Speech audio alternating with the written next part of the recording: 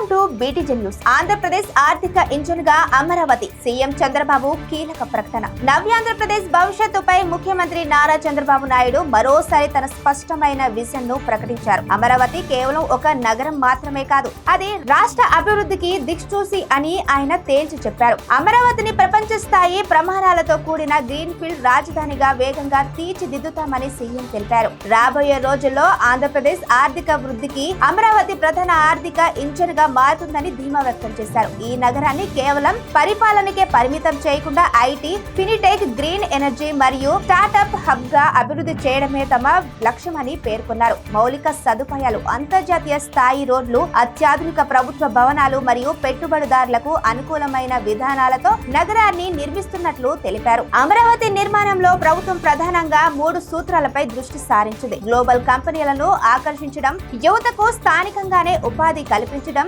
Sustainable development, పర్యావరణ హితంగా నగరాన్ని తీర్చిదిద్దడం. అమరావతి అంటే కేవలం ఇటుకలు రాళ్లతో కట్టే నగరం కాదు, ఇది 5 కోట్ల మంది ఆంధ్రుల ఆత్మగౌరవం మరియు రాష్ట్రాన్ని ప్రపంచ పటంలో నిలబెట్టే ఆర్థిక కేంద్రం అని ముఖ్యమంత్రి గారు కొనియాడారు. అమరావతి పూర్తి స్థాయిలో అందుబాటులోకి వస్తే రాష్ట్ర జీడీపీ గణనీయంగా పెరుగుతుందని, యువతకు లక్షలాది ఉద్యోగ అవకాశాలు లభిస్తాయని ప్రభుత్వం గట్టిగా నమ్ముతోంది. మొత్తానికి ముఖ్యమంత్రి చంద్రబాబు నాయుడు నేతృత్వంలో అమరావతి ఆంధ్రప్రదేశ్ భవిష్యత్తును మార్చే ఒక మహా అద్భుతంగా ఆవిష్కృతం కాబోతుంది. మరిన్ని తాజా వార్తల కోసం చూస్తూనే ఉండండి బీటీజీ న్యూస్.